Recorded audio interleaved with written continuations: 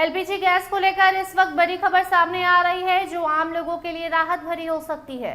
देश में गैस की कमी और सिलेंडर की मारामारी के बीच अब हालात सुधरने की उम्मीद जगी है।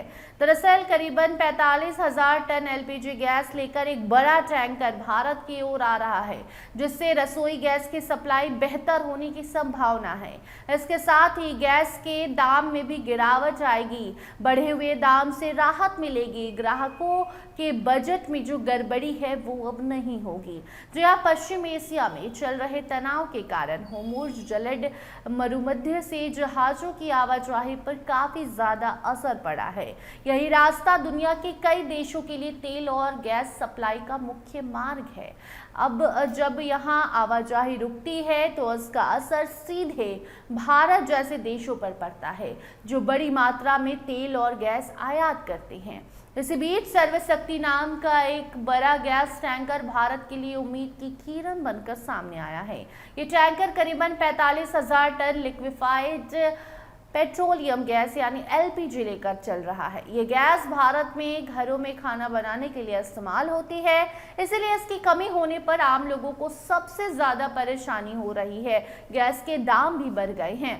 ऐसे में अब मिल रही जानकारी के अनुसार ये टैंकर होर्मुज़ जलद मरुमध्य को पार करने की कोशिश कर रहा है। ये इलाका इस वक्त काफी संवेदनशील बना हुआ है, क्योंकि यहाँ अमेरिका और ईरान के बीच तनाव चल रहा है। कई बार इस रास्ते को बंद भी कर दिया गया है, जिससे जहाजों को बीच रास्ते से लौटना पड़ गया। बताया जा रहा है कि इस टैंकर का कार्गो सरकारी कंपनी इंडियन ऑयल कॉरपोरेशन द्वारा खरीदा गया है। हालांकि कंपनी की तरफ से अभी इस पर कोई आधिकारिक बयान नहीं सामने आई है। अगर ये टैंकर सुरक्षित रूप से भारत पहुंच जाता है तो ये हाल के समय में एक बड़ी सफलता मानी जाएगी।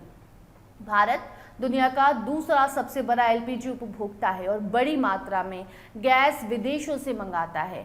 ऐसे में सप्लाई रुकने पर देश के कई हिस्सों में गैस की कमी देखने को मिली। कई जगहों पर लोगों को सिलेंडर के लिए लंबी लाइनों में खड़ा होना पड़ा और कुछ जगहों पर रसोई का काम भी प्रभावित हुआ। सरकार ने इस स्थिति से निपटने के लिए कई कदम भी उठाए। बंदरगाहों को निर्देश दिया गया कि एलपीजी से जुड़े जहाजों को प्राथमिकता दी जाए। इसके साथ ही देश में गैस उत्पादन भी बढ़ाया गया है। पेट्रोलियम मंत्री हरदीप पुरी के अनुसार उत्पादन को बढ़ाकर लगभग 54,000 टन प्रतिदिन कर दिया गया है। हालांकि हालात पूरी तरह अभी भी नॉर्मल नहीं है। होर्मुज़ क्षेत्र में अब भी खतरा बना हुआ है। कभी कभी जहाजों पर हमले या फायरिंग की खबरें भी सामने आती हैं। ऐसे में किसी भी टैंकर का वहां से सुरक्षित निकलना आसान नहीं है। इसके बावजूद भारत लगातार कोशिश कर रहा है कि गैस की सप्लाई बनी रहे। अब तक कूटनीतिक बातचीत के जरिए कई टैंकरों को सुरक्षित रास्ता दिलाया गया है। साथ ही वैकल्पिक मार्गों की भी तलाश की जा रही है, ताकि भविष्य में ऐसी कोई परेशानी ना हो। सर्वशक्ति टैंकर का ये सफर काफी अहम माना जा रहा है। अगर ये सफर सफल रहता है तो इससे देश में गैस की कमी काफी हद तक दूर होगी, आम लोगों को राहत मिलेगी और सिलेंडर की मारामारी भी कम होगी। कुल मिलाकर ये खबर देश के करोड़ों लोगों के लिए राहत लेकर आई है। अब सबकी निगाहें इस बात पर टिकी है कि ये टैंकर कब और कितने सुरक्षित तरीके से भारत पहुंचता है।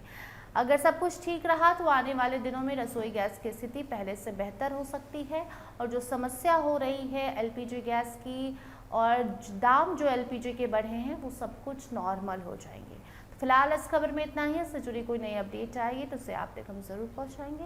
देखते रहिए स्टार टीवी बिहार। धन्यवाद।